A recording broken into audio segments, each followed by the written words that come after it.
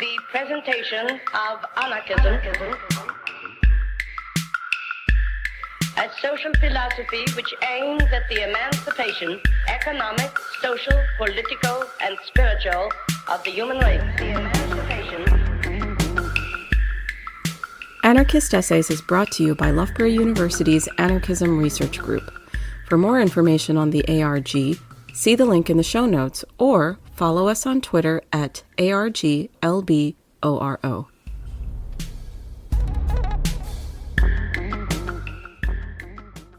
Direct Action, the Invention of a Transnational Concept by Scalmer. This is an edited version of an essay published in full in the International Review of Social History, Volume 68, Number 3, 2023. The concept of direct action emerged into prominence over the last decade of the 19th century and the first decade of the 20th century. The transnational emergence of the concept can be most easily traced in patterns of publication. Pamphlets bearing the title Direct Action were regularly published in several languages. Émile Pouget's pamphlet of 1903, Arnold Roller's of 1907, William Troutman's of 1912, for example. Journals and newspapers bearing the title Direct Action likewise appeared in these years in France, Belgium, Germany, Norway and Australia. And direct action was also the credo of Italy's leading socialist editor at this time, Enrique Leone. The rise of the concept is perhaps most fully expressed in the affiliation of radical institutions. In the first years of the 20th century, direct action was formally embraced by union and radical bodies across Europe, the Americas, Asia and Australia. The transnational reach of the concept was explicitly recognised in a public invitation to the International Congress of Anarchists in Amsterdam 1907. This justified the event partly on the basis that direct action had, quote, been strongly and consciously inaugurated across several countries in the recent past. The importance of the concept has not been overlooked by earlier scholars, and many studies of anarchism and syndicalism discuss direct action in some depth. Nonetheless, three historical puzzles persist. First, meaning. Though the term direct action was widely used from the early 20th century, there was no agreement on precisely what it meant. This was partly a reflection of conservative caricature, for in their efforts to stymie radicalism, its opponents associated direct action with a range of apparently malign behaviours: violence, terrorism, assassination, and even murder. This provoked confusion. Such associations were in many ways inaccurate, for influential supporters of direct action explicitly rejected a necessary connection with violence. But the situation was more complex than willful misrepresentation by a few critics, for many champions of direct action also freely admitted that the practice might extend to such violent behaviours as, quote, economic and social terror, pillage and arson, and bombs and dynamite. There was no consensus even among enthusiasts. A second puzzle relates to novelty. For many, perhaps most, direct action was perceived as something new. Peter Kropotkin called it a new birth. Other supporters spoke of a new idea, a new means, a new tactic, and a new tendency. But this view was also contested. Many advocates of direct action were keen to imagine it as a long-term feature of popular struggle, rather than as a recent response to industrial modernity. Quote, "It is no novelty," said the syndicalist. Supporters of direct action like Charles Albert suggested that it had been, quote, "the tactic of anarchists while ever there have been anarchists," end quote. Writing in Le Temps Nouveau in 1907, Michel Pierrot pushed this back further, arguing, quote, "direct action has always existed," end quote. Later historians of anarchism and syndicalism have not resolved this conflict, rather reproducing positions earlier advanced by the activists of several generations ago. Direct action has been treated by some as a new presence in the early 20th century, and by others as an old idea or practice. Further investigation is therefore necessary to clarify the form and extent of any alleged novelty. The third puzzle concerns the relationship of direct action to the nation. Many activists, French and otherwise, foregrounded the French identity of the concept. French examples and events were commonly invoked in treatments of the tactic, published in the USA, Australia, Spain, Italy, Germany, and Latin America. Important French writings on direct action were translated into Italian, Spanish, German, and English. French champions of direct action proclaimed their influence on neighbouring labour movements. But evidence also points in other directions. Many non-French pioneers of direct action were also commonly identified. Among them the Italian Malatesta, the Russian Kropotkin, and the German Siegfried Nacht. And in the pages of the global labour press, exemplars of direct action were identified in spaces as diverse as Milan, Chicago, the London docks, Spain, Belgium, Germany, and Japan. In my article in the International Review of Social History, I seek to explain these three outstanding puzzles around meaning, novelty, and nation. I pursue these tasks sequentially, first clarifying the problem of meaning, and only then considering the issues of novelty and nation. In trying to solve these problems, I offer the first sustained analysis of the transnational invention of direct action. I offer an edited version of this exploration in the rest of my recorded essay.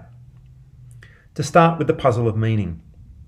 If direct action was subject to a variety of definitions, then its meaning cannot be clarified simply by their inspection and comparison. This merely establishes a terminological contest. It does not contribute to its resolution. A long-standing approach to intellectual history associated with the so-called Cambridge School and also with Reinhard Koselleck's Begriffsgeschichte provides methodological guidance. Broadly, these authorities suggest that fundamental or basic concepts do not possess a fixed or agreed meaning, and that the meanings attributed to concepts shift over time. They stipulate that the historian should focus not just on the meaning of terms, but on their use, on the agents who use a given concept and on their varying situations and intentions, on the process by which given principles might be used to justify or enable action, and on the relationships between given words and broader vocabularies. Following these methodological strictures, it is possible to discern three principal ways in which activists of the late 19th and early 20th centuries used the term direct action. These three uses are analytically distinguishable, though they were sometimes practically intertwined. They could be called the categorical, the performative, and the strategic. Categorical uses specified a relationship to the state. They aimed to distinguish between political actions that worked through the institutions of the bourgeois state and those that did not. Used in this sense, direct action was action without any intermediary and, quote, without the intervention of representatives. It was contrasted with electoral struggles, voting, state action, legislation, parliamentary action, and parliamentarism. Used in this categorical fashion, activists sought to elevate direct action as more effective than its alternatives.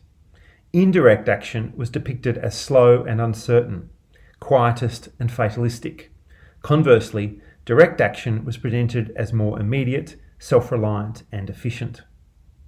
Though clearly presented as an alternative to parliamentary politics, when used in this categorical fashion, direct action still remained a relatively abstract concept. A tactic, a means, a way, and a method, to use some of the terms deployed at the time. On occasion, the term could also be used in more specific and focused fashion. This was a performative use of the concept, and it did not simply signal a broad orientation to the state. It also referenced a cluster or repertoire of specific political performances. Advocates named or labelled several public performances as versions of direct action. These included, most prominently, the strike, the boycott, the trade union label, stump or soapbox oratory in public space, public demonstrations, cooperative experiments, and sabotage. But these examples are only indicative, and many activists attempted to expand the possibilities further. Some argued explicitly that direct action should not be considered, quote, a fixed thing, a thing that never changes, end quote, rather suggesting that it might be enacted in any number of ways. When its promoters used the concept of direct action in this fashion, they embedded it in attempts to incite contention and to enlarge the possible range of political performance.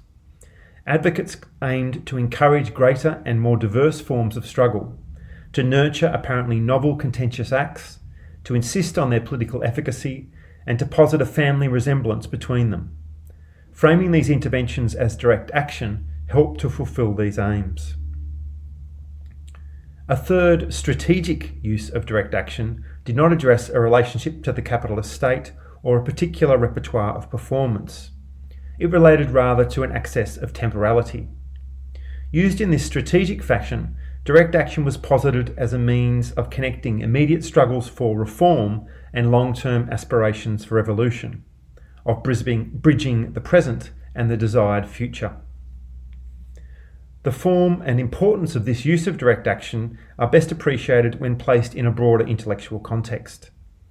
Over the late 19th and early 20th centuries, the workers' movement was divided by often bitter debates over the possibilities of reform and their connections to revolutionary change. These were most obviously expressed in the debate triggered by German Social Democrat Eduard Bernstein. Famously, Bernstein rejected the notion that capitalism was bound to fall into imminent crisis, or that socialist tactics should assume such imminence. He advocated rather for the priority of political organisation, quote, to fight for all reforms in the state which are adapted to raise the working classes and transform the state in the direction of democracy, end quote. Bernstein thereby imagined a new relationship between the immediate and the ultimate, with the struggles of the present elevated above more distant hopes. Quote, that which is generally called the ultimate aim of socialism is nothing, but the movement is everything, end quote. Bernstein's arguments were partly based on a close observation of English trade unionism and its sympathetic portrayal in the Webb's book Industrial Democracy. They therefore had implications for debates around the relationship between immediate and long-term struggles among European trade unionists. In practice, nearly all trade unions were necessarily concerned with the winning of immediate demands. This posture was widely shared and even championed by trade union leaders in Great Britain and the United States, and by many socialist leaders on the continent. Conversely, many self-proclaimed revolutionaries deprecated the political possibilities of day-to-day union struggles. They presented such actions as a desire for, quote, amelioration rather than socialism, and as returning few advantages for the efforts expended. These arguments would be most famously developed in V.I. Lenin's critique of economism, What is to be Done, where Lenin diagnosed the limits of trade union struggles and prescribed a new kind of revolutionary party.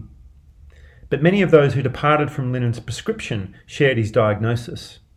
Notable supporters of the general strike typically drew a distinction between what were called partial strikes for limited aims and revolutionary strikes that sought socialist transformation.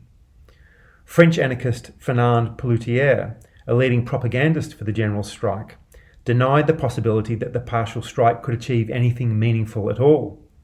Contributors to Francisco Ferrer's Spanish journal, La Huelga General, agreed, arguing that, quote, utilitarian or reformist strikes could deliver only, quote, apparent triumph, lost time, and painful casualties, end quote.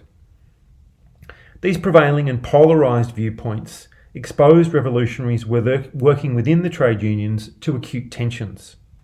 Moderates presented them as, quote, adversaries of all reform, or as dreamy utopians, unwilling to recognise the value of practical action. This was not conducive to the winning of union elective offices or informal influence with the rank and file. But an immersion in day-to-day struggles was also dangerous ground. Adherents of anarchism and socialism were anxious to maintain fidelity to a transformative vision, and not to exchange their hopes for a new order for the paltry promise of what they called, quote, a thick sandwich for tomorrow, end quote.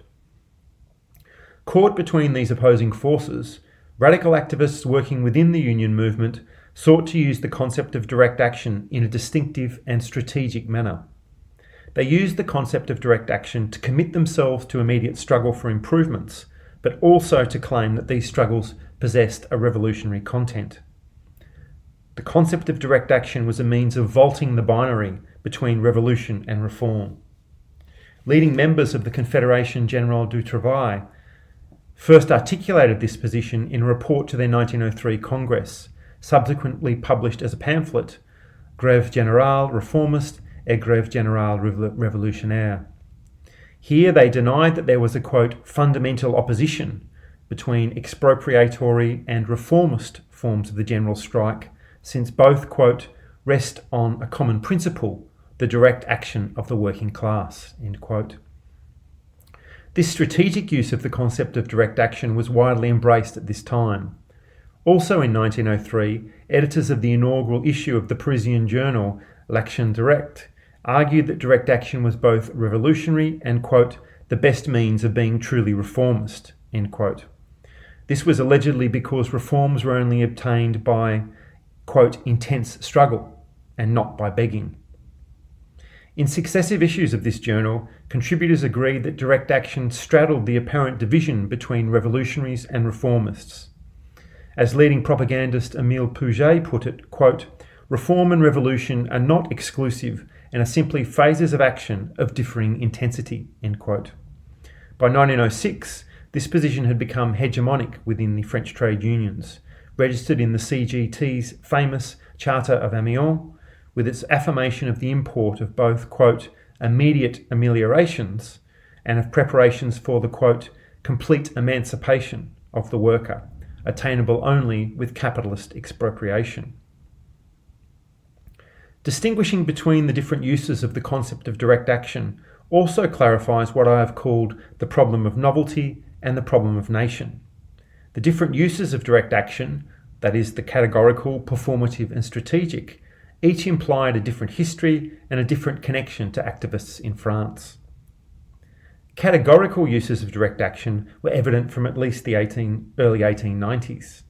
Russian anarchist Peter Kropotkin's English language journal Freedom referenced, quote, "direct revolutionary action," end quote, in this categorical sense in 1890 and 1891, and, quote, "direct action" in 1893.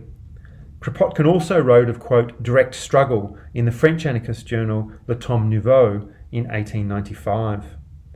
Though the exact vocabulary was not always used, earlier contributions to international socialist debates often drew a categorical distinction between actions oriented towards the bourgeois state and actions separate from and antagonistic to state institutions.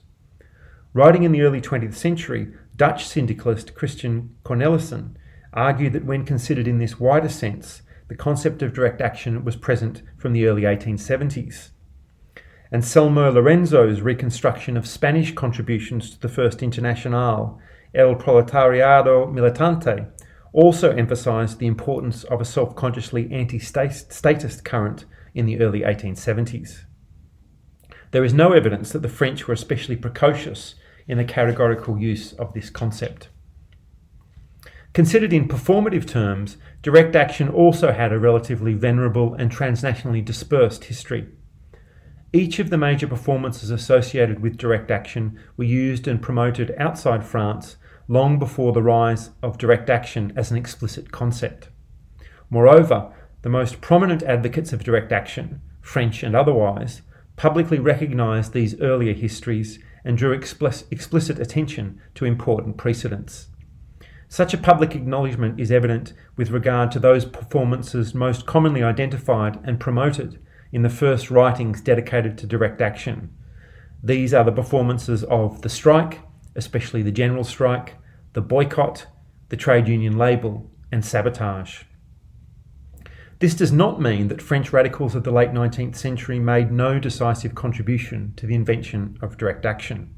On the contrary, they made important contributions to both the performative and strategic uses of direct action. These contributions took two significant forms, what I have called assembly and what I have called strategic articulation. Through these two activities, French radicals connected previously disparate political performances, embedded them in a strategic path to revolution, and promoted this new combination across the world. These efforts were central to the invention of direct action as a transnational concept. The key performances associated with direct action had long and spatially dispersed histories. However, before French interventions in the late 19th century, these performances were not understood as a connected repertoire capable of winning revolutionary transformation. When radicals outside France promoted and enacted performances like the strike, the boycott and the label, they did not conventionally present these as an integrated means of seeking transformative change. They did not promote sabotage at all. Those labour movements that most fully deployed the strike, boycott and label tended to understand them as discrete performances for limited gains. The strike was conventionally framed as a singular event that did not imply complementary activities. As one contributor to the bulletin International Anarchist explained, workers in countries like England did quote, not understand quite enough the importance of action in a strike, end quote. As German socialist Robert Michels lamented, the German unions increasingly followed the English example. At times, these methods were even presented as alternatives rather than as complements. Though each of these performances had its champions, few argued for their common identity and mutual reinforcement. It was only in the process of crossing into France in the late 19th and early 20th centuries that they were more deeply intertwined. That process of enlacing was accomplished in 3 analytically separable stages, spread out over a number of years.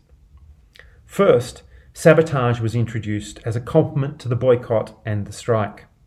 At the French Trade Union Congress in Toulouse in 1897, the report of the Commission on Boycotts presented sabotage as, quote, a tactic of the same essence as the boycott and a, quote, indispensable complement to the boycott.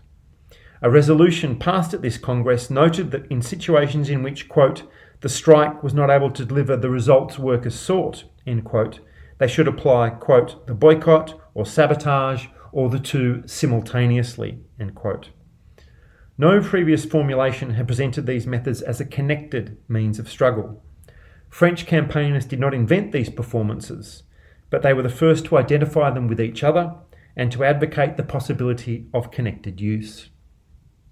Second, a commission at the Trade Union Congress in Paris 1900 explicitly introduced the union label as an addition to this triumvirate and further justified the label as a complement to the boycott. As it argued explicitly, quote, the trade union label is tightly connected to boycotting. The two systems which seem to be diametrically opposed have the great virtue of leaving from two different points and of arriving at the same goal, end quote. In this way, over successive trade union congresses, French unionists declared adherence to the strike, the boycott, sabotage and the label, and further proclaimed their common bases. Third, in the aftermath of these formal Congress decisions, French propagandists began to explicitly frame the joint performance of the boycott, the strike, sabotage and the label as sharing the common identity of, quote, direct action. Influential advocate Émile Pouget, a key figure on the 1897 Commission on Boycotting, led the way, describing these four performances as versions of direct action in his influential pamphlets Le Syndicat, 1904, Le Parti du Travail, 1905, La Confédération Générale du Travail, 1908, and in contributions to journals such as Le Mouvement Socialiste. Other union and anarchist journals also took up this formulation, though sometimes dropping the label from the triumvirate or substituting a more generic etc. for performances beyond the strike, boycott and sabotage. This understanding of direct action as an assemblage or repertoire organised around three key performances, and sometimes expanding to include others, soon became hegemonic. This status was both reflected and reinforced by Georges Yveau's ABC Syndicalist, praised as, quote, the practical manual of syndicalism, printed in tens of thousands and the most widely read of all syndicalist works. Yveau emphasised that, quote, direct action varies according to the circumstances, end quote, but in his discussion of the methods of action and direct action, gave pride of place to sabotage, the boycott, the partial strike and the general strike. In this way, through a process of intensive discussion and decision-making within the French labour movement, activists established that direct action possessed an agreed performative core. A repertoire of direct action was publicly named and its first defining elements agreed. The contribution of French radicals to the invention of direct action went beyond these important interventions. The French did not only connect previously disparate performances under the concept of direct action, they also embedded these interventions in a strategic discourse, so that the performance of direct action was understood as a revolutionary act. This process of strategic articulation was enacted in three primary modes. First, French activists persistently framed the performance of what they called direct action as revolutionary in character. This partly involved the generous application of the descriptor revolutionary to the term. Direct action was described as, quote, revolutionary, the revolutionary method, and revolutionary action. But key performances were also framed in these terms. The boycott was said to possess, quote, revolutionary roots. It was conceded that the label, quote, is not in appearance a manifestation of revolutionary flamboyance, but equally insisted that it, quote, derives no less from the same principle. The workers struggle to defend themselves against capitalism directly and by their own forces without resting on an external power, end quote. Second, the strategic and revolutionary character of direct action was explicitly justified in argument. It was explained that performances like strikes and boycotts and sabotage were revolutionary because they trained workers in the methods of struggle and they inspired workers to future rebellion. Campaigns for wages were described as, quote, preparatory struggles for a future revolution, stimulating in participants, quote, the idea of revolt. Direct action was described as educative, a school of revolution, a school of will, of energy, of fruitful thought. The metaphor of gymnastics was sometimes favoured, with the performance of direct struggles like strikes said to enhance the fitness and capacity of the working class, thereby equipping them with the ability to overthrow the existing order. Third, many propagandists for direct action also posited a political sequence, through which strikes, boycotts and sabotage would be broadened into a revolutionary general strike. The CGT's Commission on Strikes and on the General Strike 1903 was the most influential and early articulator of this view, suggesting that, quote, a series of ever-widening conflicts, end quote, would propel the workers' movement from, quote, reformist strikes to a, quote, final revolutionary general strike. But in succeeding years, many other propagandists, among them Hubert Lagardelle and contributors to Le Temps Nouveau, echoed this expectation. Émile Pouget perhaps expressed this standpoint most fully. In his history of the CGT, Pouget argued that, quote, partial modes of action, such as the strike, boycotting and sabotage, were, quote, prodromes, or early symptoms of the expropriatory general strike.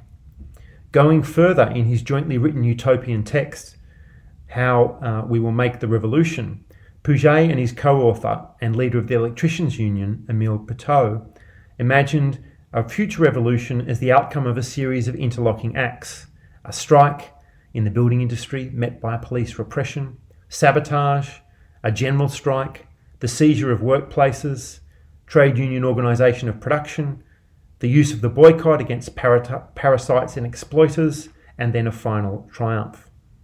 This vision of revolutionary transformation was, of course, not universally accepted, but its account of the revolution growing out of a series of smaller manifestations of direct action was certainly the object of discussion. It was these French interventions which forged direct action as a new and basic concept of labour movement politics. Though the French movement was no vanguard in the winning of industrial victories, the writings of its key activists spread widely. As one contributor to the German anarchist journal De Revolutionnaire put it, French propaganda moved, quote, not the mass of their fellow countrymen alone, but rather crossed the borders and awakened an echo in the hearts of the exploited of neighbouring lands, end quote.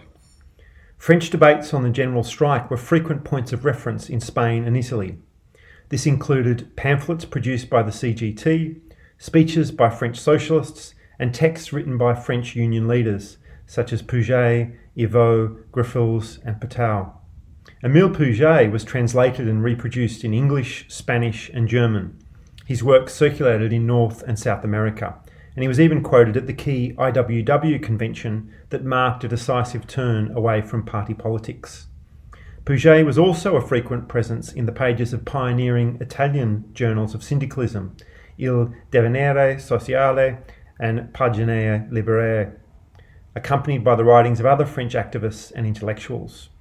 Argentinian activists, for their part, reproduced key congresses of the French CGT in their weekly La Protesta Humana, emphasising, quote, the importance of the new tactics, end quote, that the French imparted. They underlined the French origins of key direct action tactics such as the general strike, and they deployed the French spelling of other performances such as boycottage and sabotage, signifying the French influence. The import of the French assemblage is perhaps most fully expressed when tracking transnational discussions of direct action. In the aftermath of French interventions, radicals in other countries began to reproduce the French formulation, framing the strike, the boycott, sabotage, and often the label as the core of a direct action repertoire, sometimes suggesting further performances, imputing direct action with a capacity to make revolution. The reproduction of this assembly, often though not invariably with reference to French authorities, is strikingly evident across Europe, North America, South America, and beyond. And I trace this process in some detail in my longer article in the International Review of Social History. Through intense intellectual effort, transnational exchange, and creative and often courageous political struggle, the concept of direct action was thus forged and popularised. It crystallised as a central element of anarchist political debate and practice, as well as a feature of radical politics more broadly. Of course, this moment of invention is only one period in its broader history. The concept of direct action would be remade and reimagined in subsequent years in the context of new struggles across the world, and that is a transformative practice that continues today.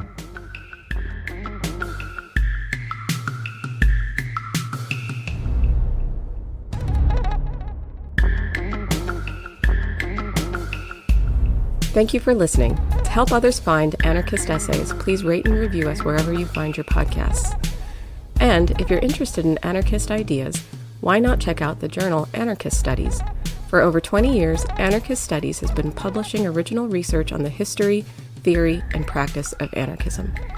For more information, visit www.lwbooks.co.uk/anarchist-studies.